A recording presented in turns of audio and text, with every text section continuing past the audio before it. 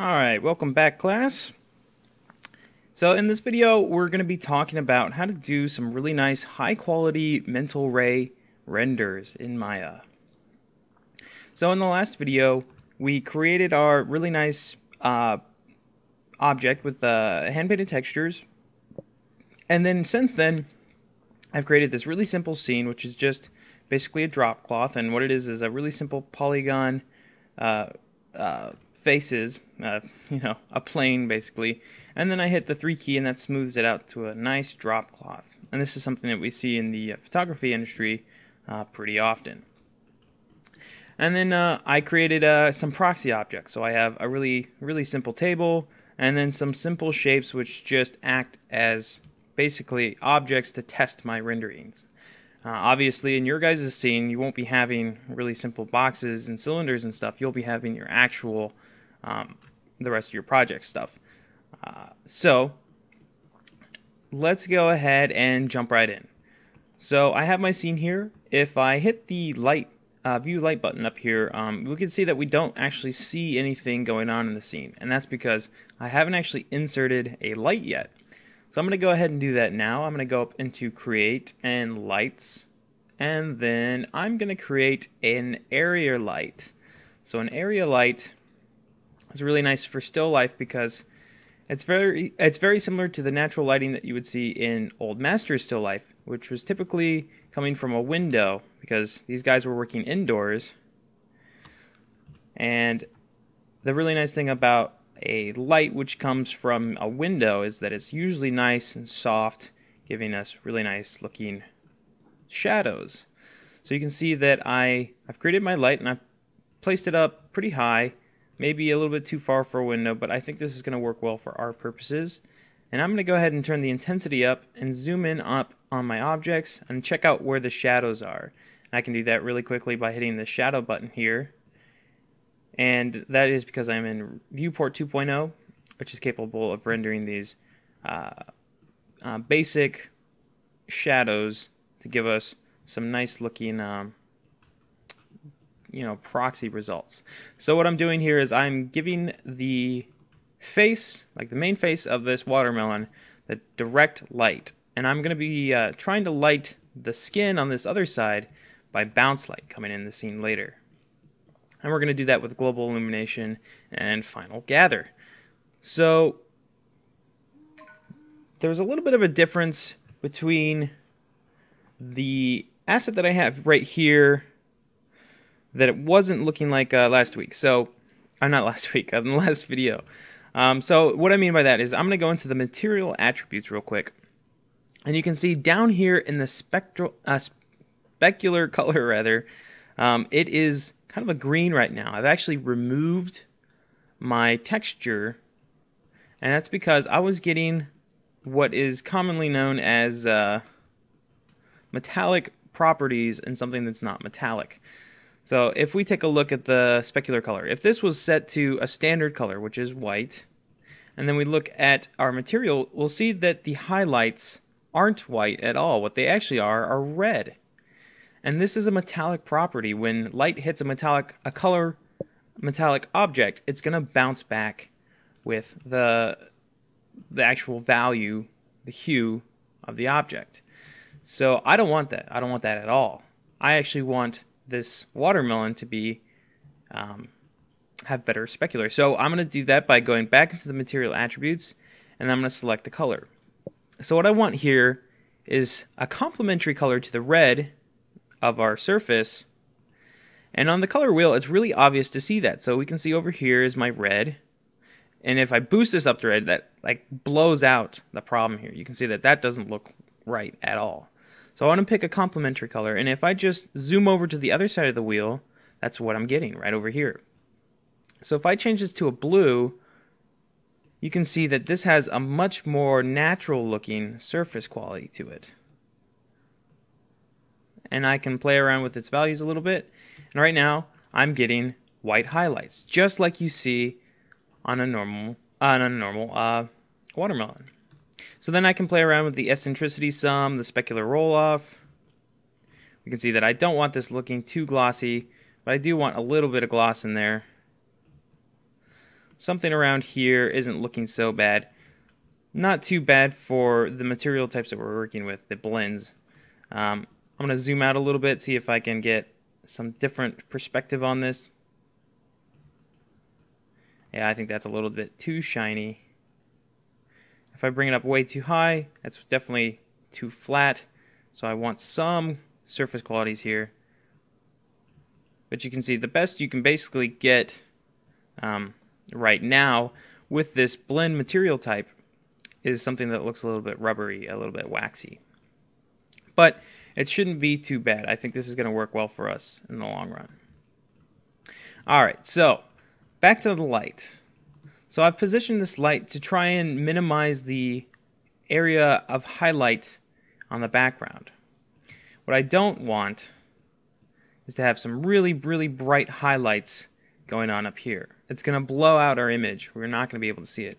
So I want my light source a little bit further away so that I get a more even light. But I don't want it to be boring either. I want to have some sort of gradient here. That makes a much more interesting looking render. So we can see I have a nice gradient here, and it's definitely going to be in my render. So I think that's pretty good. One thing we definitely want to set is the decay rate. So right now it's set to no decay, which is giving us the least realistic looking lighting possible. So I'm going to switch over to cubic, which is based off of square law of inverse square rather law of light, and we've talked about that in the past. So I'm not going to go over it again, but I'm going to bring up my intensity by a few zeros, and we can see straight away I'm still not getting much here. So I'm going to have to add a couple of more zeros, and then we can see that's kind of blown out. But remember, what we're seeing here in our viewer is not necessarily what we're going to see in our render. So I'm going to pull up my render settings real quick, and we can see that I have it set to HD 540. The quality is set to 0.25, so we won't sit here all day waiting. And I don't have any global illumination or final gather turned on yet. First, I just want to get in the lighting values. So I'm going to leave this light on. I'm going to check to make sure it's got some nice shadows. We do have ray trace shadows on. I'm going to turn the rays up to about 5. It's a little bit better than 1. The ray trace depth limit is set to 3, which should be okay for our purposes now. Although when we're getting into some more complex scenes, we might want to boost that up as well. Alright, so I'm just going to frame up a really quick render. Something which I think kind of looks nice. Something right about there. And I'm going to hit the render. And like I was saying, what we see here is not what we see in our viewer. In fact, the amount of light that we've inserted into our scene is not nearly enough for our render. So let's go about fixing that. I'm still selected. I still have my light selected, so I'm just going to crank this up. I'm going to add 2 more zeros because I'm not getting anything at all. I think that's reasonable. And I'm just going to grab a small selection with my marquee by clicking and dragging over here in my render. And then I'm going to click this little button here, which is render region. And what it's going to do is just render inside this box. It's going to save us a lot of time. And I'm just doing this to see if I have any lighting information at all. And as we can see, yes we do. And it's actually a little too bright. So maybe 6 times less light would be great. So I will do a 1 into this number right here. Hit enter to make sure it's worked. And do another render. Just in the marquee select. Remember, we have to spend as little time waiting for our objects as possible. So if you can set the rendering quality low and then get something that looks right and then boost it up for one like really nice beauty render, that'll be the way to go. So this is looking pretty good. I could probably boost this up a little. I'll try boosting it up to 2 and we'll see if that has a nice effect. I imagine it'll be a little bit too bright, so we might have to pull that down some. And as you can see, yeah, the values are a little bit overblown, so I think a 1.5. So 1.5, and obviously that's what? 1, 2, 3, 1, 2, 3. So it's 150 million values, whatever it actually is, intensities. All right, and this should be right around the ballpark which we're looking for. Of course, this is something which you can go in and fine tune. I think 1500 is still a little bit too bright, so I'm going to go to 12, and I think that will be our sweet spot. If you research some of the old masters, you can see that typically the lighting is never overblown, and that's actually a little bit too quiet for me, so I'm going to do hit 2.5, just dialing it in, fine tuning. And I think this will be, as far as I go with this, even if it's a little off, I think, yes, this will be nice for us. Alright, so I'm going to go ahead and do a whole render, and I'm going to pause the video for that to finish. Alright, and now we're back. So this is looking pretty good. We might have a little problem with bounce light in the future. We might have to boost this light up some, but we're going to go ahead and play around with some more things in a scene to see if we can get that boost light up without bringing up our intensity. So let's go ahead and do that. So I'm going to exit out of my renderer real quick, and I'm going to click on the lighting button because this is way overblown and I can't see anything anyway, so might as well just leave that off for now. Well, actually, before we even add reflectors and stuff, let's go ahead and see what this would look like with global illumination on and final gather on. Actually, you know what? Not even global illumination, just final gathering. Let's see what that looks like. Alright, so that's looking pretty good. We're getting some bounce lighting on this side of the watermelon where we weren't before. And just to prove the point, I'm going to go ahead and use this button right here, which is like the little landscape around, or the green box around the landscape.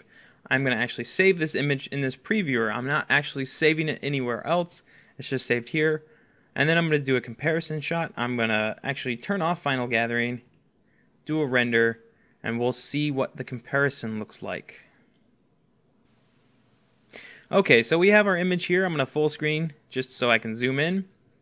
This is the one with no final gather on, and this is with it turned on. So you can see that that's definitely brightened up the opposite sides, where we're getting no direct lighting at all, and it's already to a point where we can make out some of the detail. That's great. That means we're getting a good amount of bounce lighting. If I bring up the gamma and play around with the exposure, I can see that it's actually looking pretty good. These new features in Maya are really great. They allow you to do some post-processing effects on your images straight away, which is really cool. Something you might want to consider doing in your own images is trying to do the best beauty render that you can, and then maybe bring it into Photoshop and do a little bit of lighting touch-up. There's definitely no shame in doing that. It's in our industry, it's not about how you do it, it's about the end result in the end of the day. Alright, so that's looking pretty good. I'm going to go ahead and, let's see. Yeah, I think I'm going to go ahead and start adding in some reflectors here. So I'm going to create a plane, and I'm going to scale it up real big, and then I'm going to rotate it 90 degrees so that the top is facing this way. So we're looking at it like this, so that I can make sure that this is actually going to bounce some light for us. And I'm just going to drag it over here a little bit, and then I'm going to go into my material editor, and I actually have a blend setup, a Lambert setup that is just pure white. And then that's going to act as a better reflector for this wall. And then I think the next thing I want to do is play around with the lighting some. I think that my lighting is a little bit too white. Typically the light coming in from a window is not just pure white, so I actually think I'm going to pull up a nice little amber color. So maybe this artist was sitting and painting their work in early morning or late at night when the sun was a pretty bright color and bouncing in through the actual window. So let's review that again. So what we've done is change the color of the light to something a little bit more moody, not just a pure white boring light. And then we've added this reflector. So I'm going to zoom in real quick, and I'm going to pull up my, that's just my render settings. So I'm going to pull up my, well, this is interesting. I'll show you this. This is the IPR. So this is basically a preview of what you're going to render. And when you're setting up your shots, it's kind of nice to do this because you can actually figure out where your scene's going to look like in the render before you actually render anything. So I'm going to go ahead and do a quick render. Oh, that's right. I had those render settings set up so that I don't have reflecting light. Well, you know what? I'll do a render of this real quick and then we'll turn it back on to see what the results are. Alright, as we can see, our render is finished and we can make out some of the detail here. The lighting is a little bit more appropriate for still life, but we're still not getting into the bounce light, and that's because I disabled it just a little bit earlier. So I'm going to bring up my render settings and I'm going to turn Final Gather back on, and I'm going to go ahead and minimize that. I will save this image, do a new render, and we'll see what the difference is. So as we can see here, our reflector has actually brought in a lot of extra light into the scene. So a lot of the areas that were in a lot of shadow are being lit now because the light is coming in through the window, our fake window, hitting the wall, and then bouncing back. So that's producing a much prettier image. Obviously, I have some really boring flat objects in my scene, so it's not looking nearly as good as I'd hope, but it's not bad from the get-go. I think the lighting is working really well in this image already. So let's go ahead and enable some Final Gather. Let's get a little bit more accurate lighting going on. So I'm going to click on my render settings and I'm going to turn on global illumination. And actually, before I change anything else, I'll do a render and we'll see if that actually made any difference. I might have forgotten to save that last image. So we'll just do a test render with what we have and see if it's looking any better or not based on our memory. Although you guys can actually go back in time and compare. Technology. Cool. I actually talked through that whole thing. So it looks like nothing's changed, and by what's in our scene, nothing should have changed. I'm going to click on my outliner over here and I'm going to find my area light so that I don't have to move my camera around, and I'm going to scroll down to mental ray and then caustic and global illumination. So emitting photons. This is important. We have to emit photons to bounce around in our scene. And generally what you want to do is match the lighting color of the actual source of the light. So instead of having this pure white, I'm going to bring this up into a little bit of an amber as well. Very, very subtle. It's almost impossible to even see the difference without, you know, a color calibrated monitor, but this will definitely give us a little bit of a better feel to our scene. So I'm going to save this image out and we'll see if this has any effect. I reckon it won't have much. We'll have to play around with some of these settings first. Okay, so we have our finished render. This is the new one with global illumination theoretically turned on, and here's our last one. And you can see that they're absolutely identical. There hasn't been any change between these at all, besides the fact that this took 2 extra seconds to render. So let's make it work for its extra render time. I'm going to grab, so there's a couple things going on here. Photon intensity. Let's go ahead and just play around with this number first. I'm going to add a couple of zeros and we'll see if this had any effect on our render. Alright, we're back and let's take a look. Comparison. It's very, very slightly brighter, but generally hardly noticeable, right? So let's try this again, and I'm going to do what's called an insanity test. I'm going to boost this up by a number which I don't think would be correct at all, just to see if I'm getting any effect in my scene at all. And this is something that I do quite often when I'm working in a system that I'm unfamiliar with, because I want to see how things are affecting the scene. And when I boost up a number to a crazy amount, I'm seeing what's actually happening, and then I can dial it back into a number which is more reasonable. And as we see right here, this is just crazy, crazy bright. So basically what's happening here is all the direct lighting is just, well, it doesn't look good. So let's just go ahead and delete one of these zeros. And this time I'm just going to do a marquee select render. Save us a little bit of time. Although it still takes quite a while. And yes, now we're starting to get a much more realistic looking lighting, although we're still getting a little bit too much bounce going on. So we're going to have to keep dialing this in over and over and over again. But we're starting to get results which are a little bit more reasonable. So this would be out of this world still, but we have definition here. So I could probably come back down here, and instead of deleting a 0, I'm just going to type in a 1 here and see if that has any effect. Let's see. And it looks like it has. We can zoom in here and we can see that we're getting some nice global illumination happening here. Some nice light bleeding. But I think it's still a little bit overblown, so I'm going to delete the 1 and then a 0, and then I'm going to insert something like a higher value, like a 7 here. I'm going to do one more render, and we'll see what this looks like.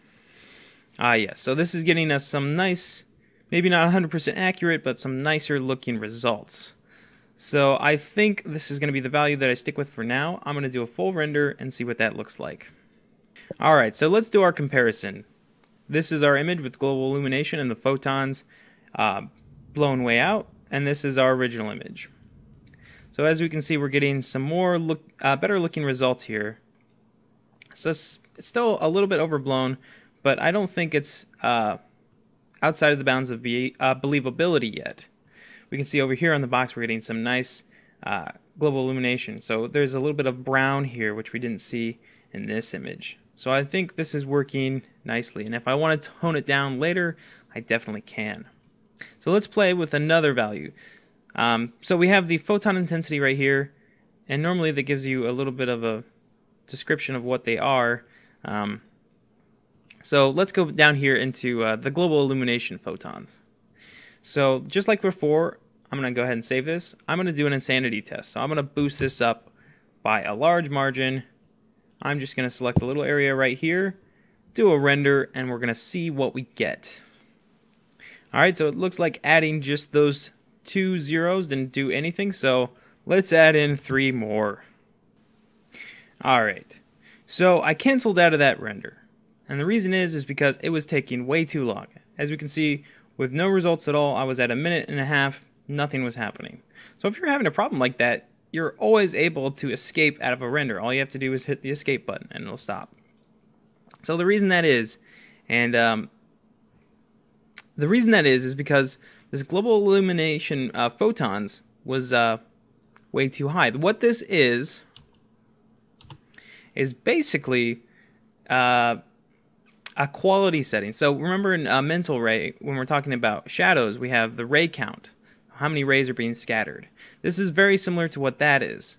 So the higher this number is, the more accurate, the softer your shadows are going to, or the softer your global illumination is going to be.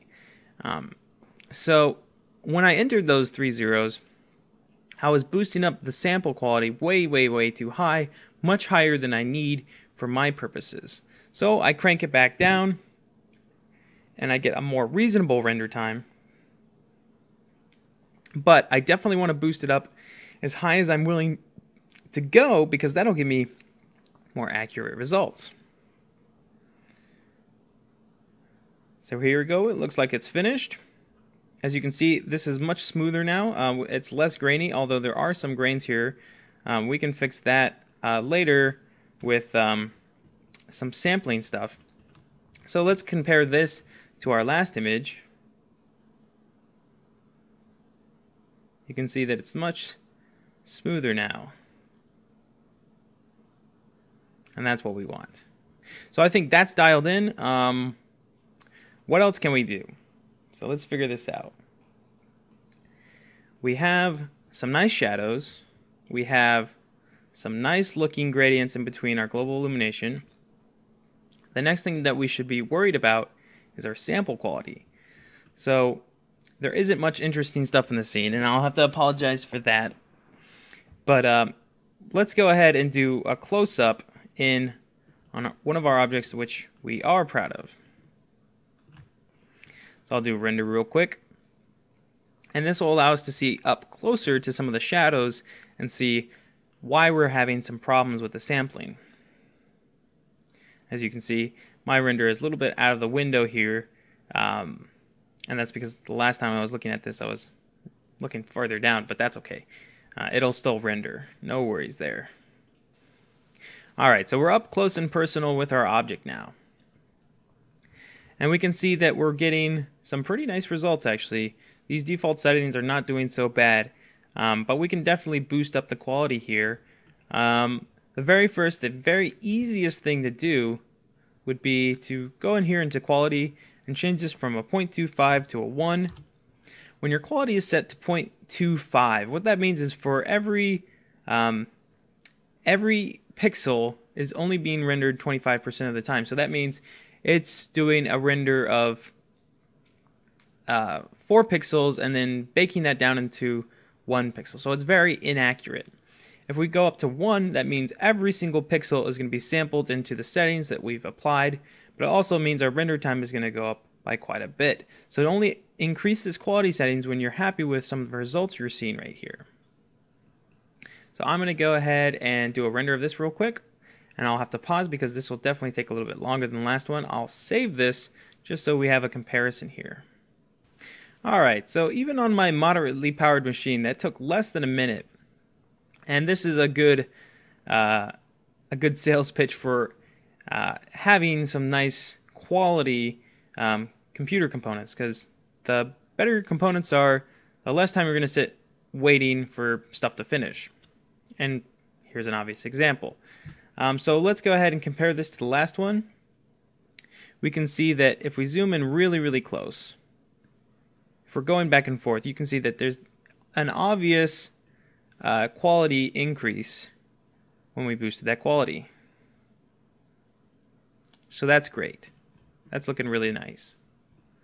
Not too shabby. So I actually am thinking that this is a little bit too bright of a color. So let me show you what I'm talking about. I'm going to select my object here and then grab its material by going to the material attributes. And I'm going to scroll down here until I find the diffuse. So the diffuse is set to 1. Now let me show you what happens if I lower this down to like a 0.5. And I'm just going to do a little selection right here. So now we can see that the diffuse in this has been brought down greatly. So maybe it's a little bit too far. Maybe I want to pop this out a little bit, but this is something you have to consider playing around with. If one object in your scene is standing out a little bit too much, maybe you should bring down some of the values here in its material. So I think I'll split the difference. I'll do a 0.75 around about and do another render.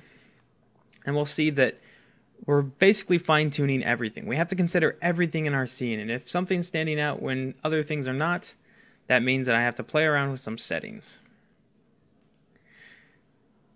And as we can see, this is looking much more accurate than over here. And obviously it's a little bit subtle, but it goes a long way. Subtlety is key. Devil's in the details, right? And this is another reason why I implore you to build a powerful gaming rig / workstation, because these sort of iterations take a hell of a long time to get sorted out. If it takes you 3 times as long to do all of these renders, it's going to take you 3 times as long to get the same quality, which means if you have a certain amount of time, you're going to get something that's only a third of as good looking. That's just simple ideas, simple math. So now we can see that my watermelon is much more realistically rendered in the scene, and I think that's pretty much where I'd want it. Of course, you could go down here and keep playing around with the properties here. If I brought up the reflectivity, for example, and I just do a little render session around here, we can see that that's going to pick up a lot of interesting things. And the unfortunate thing is that by default, blends are set with the reflectance value. And in this case, we definitely wouldn't want that because watermelons aren't reflective. But there might be a value in here that's low enough to where we're not seeing too much reflection going on. And it doesn't look like it's given us much of a difference. So maybe the reflectivity is not going to give us a difference until we get up to like a really high value. in which case we'd get something that definitely isn't realistic. And alright, so it looks like it doesn't give much of a difference on this object right here. And it's because our eccentricity and specular are set pretty low, but it's just something to consider. I'm going to keep playing around with my specular and my eccentricity sum. If I just go into the material attributes and play around with these a little bit, I can see if that's going to affect my lighting. So yeah, let's go ahead and boost this up. So let's bring specular roll-off up really high and eccentricity up high as well. And let's see what kind of effect that has on our watermelon here. Because remember, what we see in the viewer is not what we see in our render. Mental Ray handles these materials much more differently than the Viewport 2.0 or anything like that. And as we can see right away, we're getting some crazy looking values here.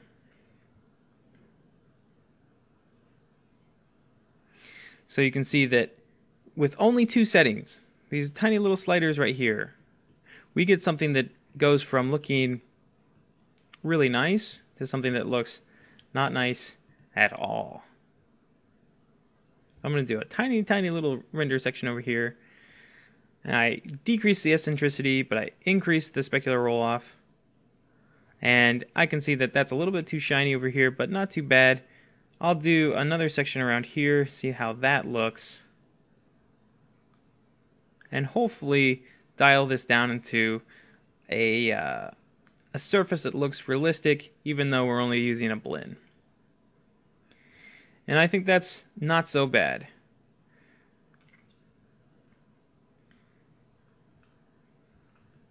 Bring down the specular roll-off just a little bit more, and I'm worried about this highlight right here. It's a little bit too sharp for me. So if I bring down the specular roll-off, that's going to make it less shiny, I guess.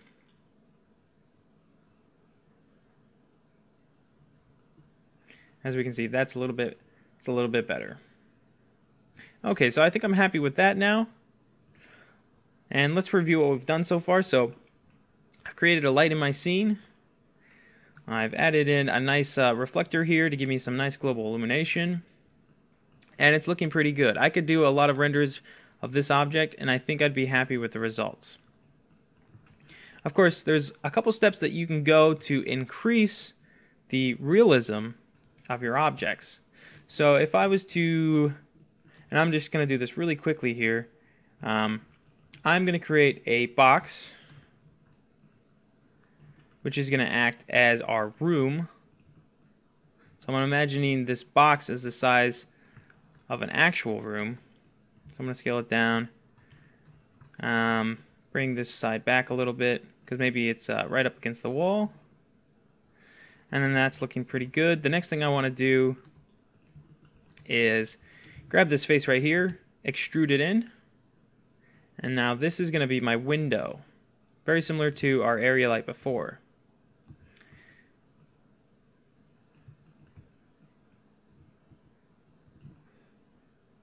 Alright, so that looks pretty good. I'm going to hit G key to repeat last function. That's another extrude. Now I've just created the windowsill. I'm going to hit the G key again and then instantly go into scale. And what I'm going to try and do is give this room some depth.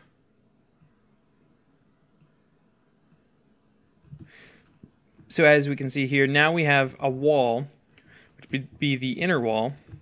And if I hit G again, now I'm making the indoors of this. So now what we have is a 3D cube with volume inside, where one face is being cut out. So I can scroll in here and look around. So what I'm going to do here is I'm going to add my reflector and my drop cloth and add it to a new layer, create layer from selected, and then hide that. And then I want to play around with where this window is and its size. I'm going to try and get a realistic looking size here.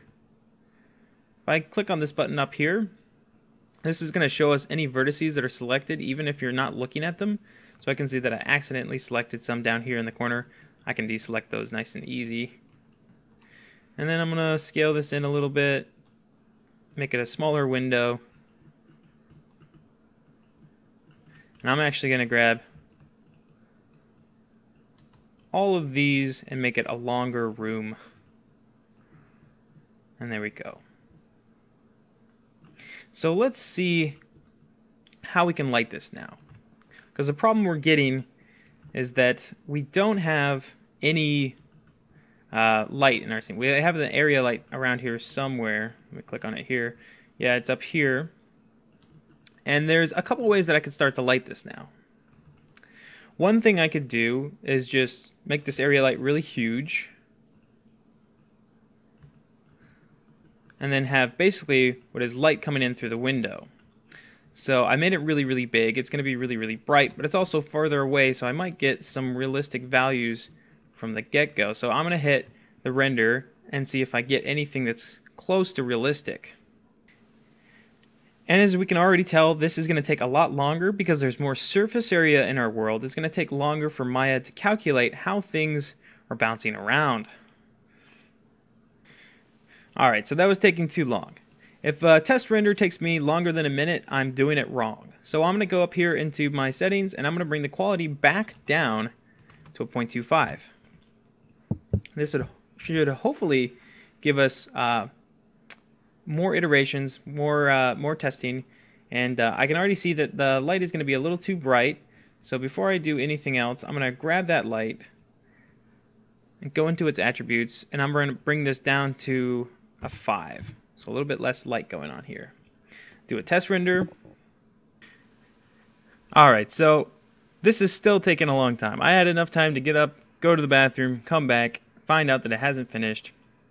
And what that means is that not only do I have to turn down my quality, I'm going to have to fiddle around with more of the settings which we boosted earlier to kind of bring down this render time, because this is happening a little bit too slowly. But I'd like to finish off this image and see what it's looking at from the from this point here. So we can see we're getting some nice lighting already, and it's a little bit more realistic. At least I think it is. I think this is a nicer looking image, despite the fact that we have a lot of little blotchy things going on. So to bring down my setting qualities, I'm going to bring down the global illumination photons, and I'll just do a little test render to see how that's going to affect what we're looking at here. As you can see, it's still going to take a long time.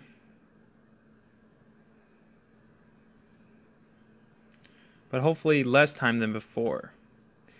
And if we switch back and forth, oh, I forgot to say the last one. I don't think it made too much of a difference here, so I think it's okay if we lower these down for now. So let's start playing around with some more settings to start dialing this in a little bit better. I like the lighting qualities here. I might even change the color of the light even more amber, but we'll come back to that in a moment. So before I go on, I'll just give you a couple more options of how you could light this. Another way to do this would be to create what would essentially be a spotlight. And this is how we do it in game engines, because in game engines, unfortunately, what we don't have is an area light. So if we were to do this in Unreal 4, what we do instead is create a plane, make it nice and big, rotate it to face our scene, and then what we do is create a spotlight. So I can go into lights, spotlight, I could bring this around and flip it around 90 degrees, and then boost it up. Oh, wrong orientation. And basically get this oriented to face the wall. And then you can change stuff like the cone angle to make it really bright. And if I was to turn on the light here, you can see that yes, now we have some light coming in here. And basically what Unreal is going to do is calculate the bounce light from this wall here and make it act essentially like an area light. But because we're in Maya, we have the luxury of using an area light. So we're going to keep using our methods here. And as before, like I said, we're getting some longer render time. So let's pull up some settings and see if we can start compromising some stuff here. So in indirect lighting here, we have this point density. So what if I brought this down to a 0.1? And I'm going to hit the IPR to see where my stuff is. I'm just going to do a little render section right here. And let's see how that increases our time or decreases our time, hopefully. So it's rendering, thinking really hard. Life as a computer is hard. All right, and we can see that this render region is much bigger now, but the overall quality is not so bad. So bringing down the point density in this case seemed to help us out. So we're getting good looking results, but a little bit speedier render times. So we can see these segments are much bigger now. We can see that the graininess is still here, but the big blotchy stuff in the background is much bigger, so it's making actually less of an obvious artifact here. But we can do a little better, so let's go ahead and play around with some more stuff. Secondary diffuse bounces, so this is a good one. Render global illumination effects with final gather. You can boost this up. I think normally it's set to 0, so let's see what that looks like in our renderer. I think I closed out of it, unfortunately. I'll just do a new render real quick. So what this should do is make our scene much, much darker, because it's not doing all these extra bounces. But it's also going to take us a little less time. So it's actually not too bad from the start. But I would like to keep this up at a reasonable number. 2 I think is pretty good. You can start playing around with more of these functions. Like I say, this stuff is more of a render test. Keep rendering, going forward and forward and forward. So we can see that playing around with more of the settings are getting us some interesting results. One thing I'd like to play around with every once in a while is changing the light to emit no direct lighting. So I'm going to close out of this, and the way, oh, and one thing as well, changing your color management to sRGB is going to affect the way your lighting looks, because this is looking for exactly what your monitor is able to produce, which is sRGB. So this is basically a color corrected gamma. So basically it's going to allow us to see better results on a computer screen, which is, in the end of the day, what we're kind of shooting for. So I'm going to select my area light here, and I'm going to do something a little weird here. What I'm going to do is take the intensity, and I'm going to bring it down to 0. And let's see what happens when we do a render. So we're going to see that our scene is not invisible. If I were to bring the lighting up here, we can see that we actually have some lighting information going on here. And this lighting information is coming from our photons. So if we were to grab our photons and increase the intensity some, let's see what happens again with a test render. First, I'm just going to grab a little area here to see what we're going to see. Obviously, my exposure and my gamma are going to have to be set back to 0 to see correct results here, but we should see some nice looking results. Alright, so I'm bringing this exposure back down again, and we can see that we're getting some nice looking results here. I think I might as well try doing an entire render. Okay, so what we're seeing right now is just the effects of the photons in the scene. And as we can see, it's actually generating some nice results.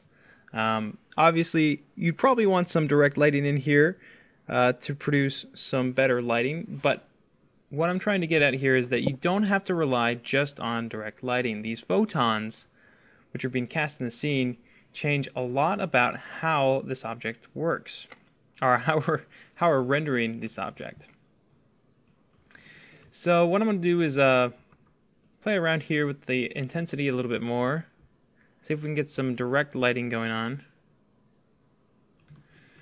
So this time I'm going to pull my light source over here to the side so that it's directly lighting portions of the table here. So let's see what that looks like now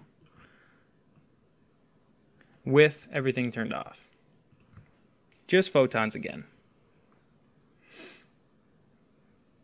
Alright, so it's pretty interesting. You can see that we have more of a highlight in the middle, but we are missing a lot of really interesting stuff like better shadows.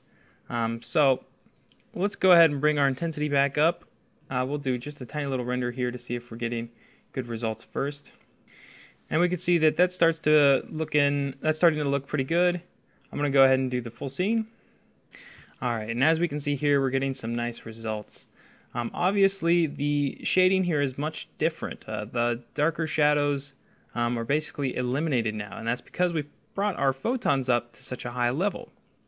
So if you wanted to bring back some of those, what you'd want to do is decrease this.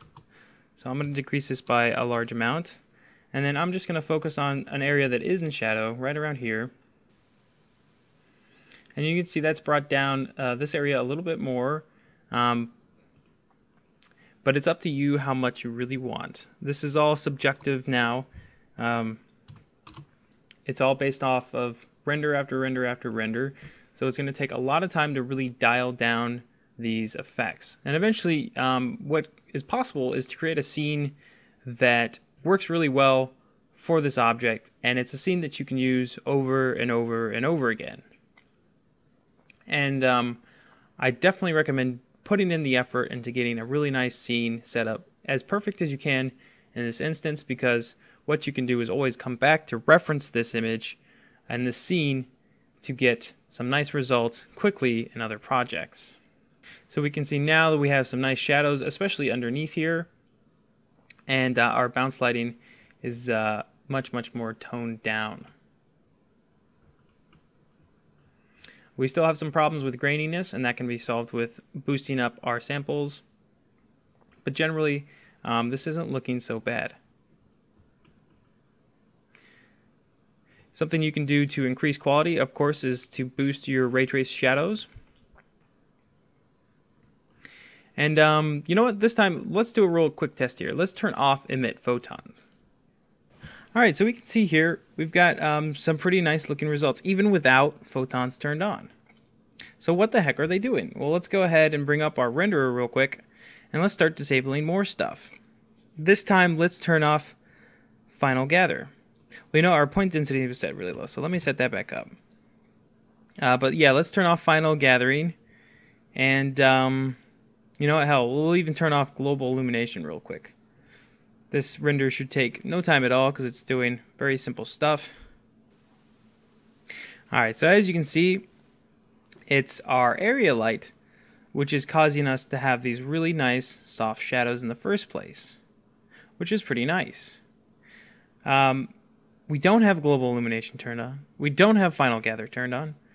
All of this lighting is coming in from the scale of our area light.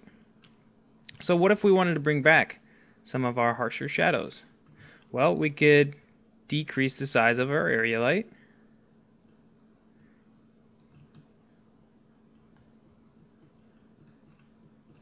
And obviously we're going to have to boost that up some because we made it a lot smaller.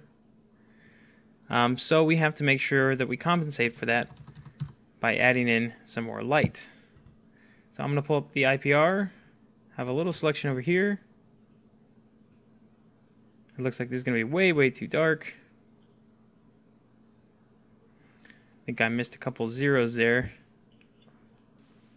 Yeah, as we can see, that's definitely way too dark, so I'll add a couple more zeros. And I'm just going to do the entire scene. I'm feeling lucky.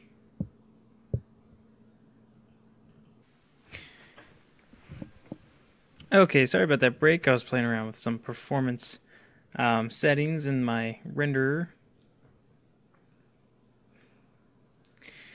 So hopefully this will go by much faster. Alright, so we're looking back here at the image.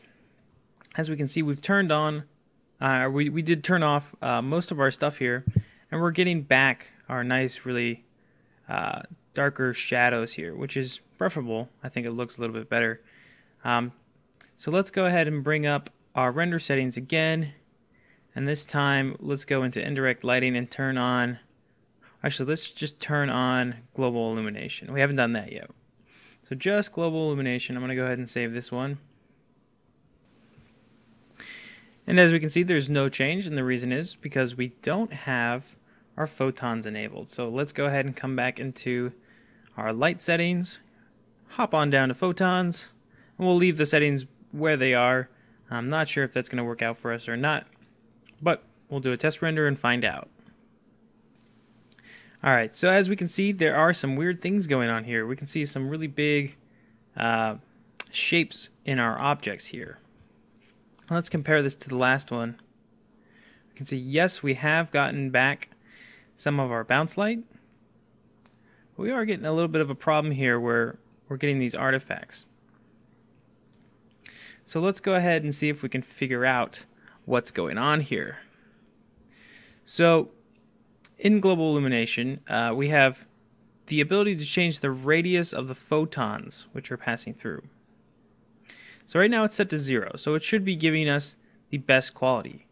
Problem is, though, we're getting these huge items here, which means we don't have enough global illumination photons in the first place. So I'm going to add 2 zeros. I'm actually going to go ahead and delete a bunch of our previous images. You can see we've come a long way. And I'll save this one for now, and we'll do another render. This will take a little bit more time, but it should give us some nice quality. Yes, so as we can see, we've brought that quality up by a good margin. You see, we're still getting the bounce light going in, but definitely much better quality. So let's try enabling final gather one last time. Point density is set to 1. Controls the number of final gather points to be computed. So it's basically multiplying this by this. Let's try pulling the accuracy down to a really low level first. Alright, so as we can see, we're getting those big spots again. And that's because our accuracy has been set so low. So we're going to boost that up this time. This time I'm going to crank it up to around 300 or so. And I'm going to bring up my secondary diffuse bounces again.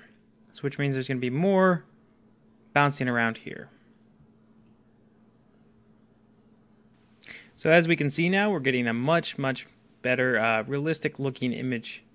And I could keep playing around with the settings. I could keep adding more bounces. I could keep adding more features. I think I might even consider blowing up the photon intensity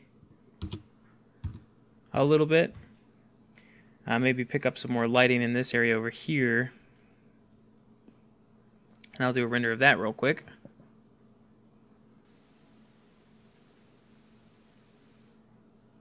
Alright, so as we can see, we've definitely brought up the darker areas of the image, but to a degree which is a little less than beautiful. So I'm going to bring this down. I'm going to delete a 0, delete the 5, and add, I don't know, an 8. And we'll see what we get. I'm going to do a nice little strip right here. Alright, and now I can see in my strip that I'm getting a nice gradient, but it's not completely pitch black either. Let's do another test before I commit to this. An area down here, I want to make sure that I still have some stronger shadows for a nice dynamic range in my image, but I don't want to be I don't want the harshest shadows in the world either. I definitely want some bounce light going on here. Alright, so it's looking like we're just about in that sweet spot area. I'm going to do the full image and see what we get there. Alright, so we're starting to get really close here. I think I'm going to pull down the photon exponent, the intensity down quite a bit still, maybe down to a 5. That might be a little bit too dark. Let's take a look. There we go. So I'm starting to get pretty happy with the results here. Our background isn't completely black, but we still have some direct lighting going on. It's creating some shadows. Alright, so I'm pretty happy with my renders now. I think what I'm going to do is do my setup for the final shot. So basically I'm just going to compose my shot. One thing to help with this is to go under View and then Camera Settings, and then right here is the Film Gate. So what the Film Gate is going to do is give you a box which is approximation of what your actual image is going to look at. And what I'm going to try and do is find something that I see, what I think is interesting as far as perspective goes.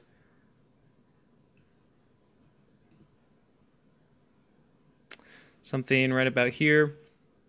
And this is where things get a little crazy. So I'm going to increase my accuracy up to crazy, crazy numbers.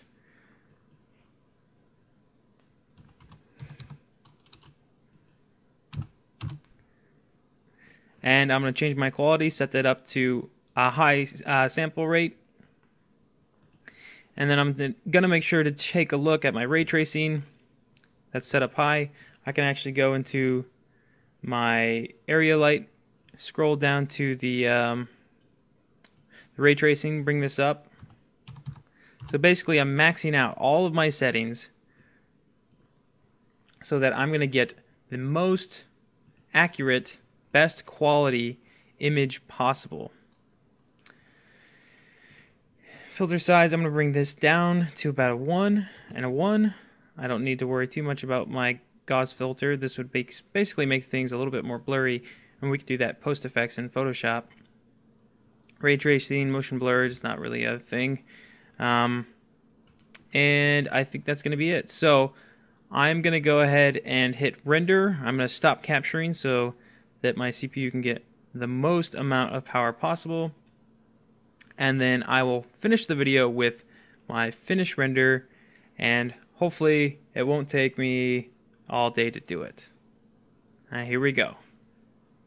Ooh, I'm slightly afraid. And go. Alright, so we have our finished image here. It ended up taking about 10 minutes. Not too terrible, to be honest.